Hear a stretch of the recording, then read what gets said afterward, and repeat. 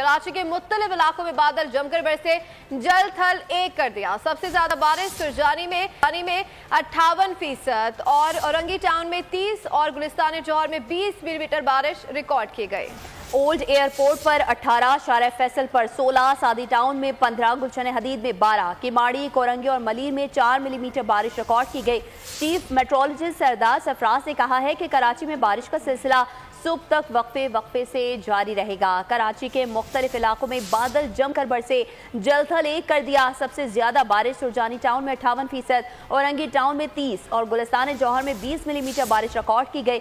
Old airport पर 18, शारा फैसल पर 16, सादी टाउन में 15, गुलशन हदीद में 12, किमाड़ी, कोरंगी और मलीर में 4 मिलीमीटर बारिश रिकॉर्ड की गई।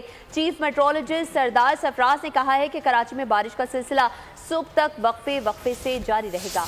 अपडेट करें आपको इस हवाले से। कराची के मुख्तलिफ इलाकों में बादल जमकर बरसे हैं, जलथल एक कर दिया।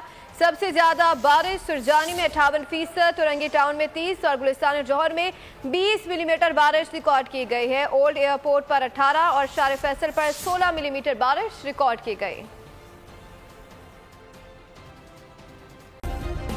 सब्सक्राइब करें और बेल दबाएं ताकि कोई खबर रह न जाए।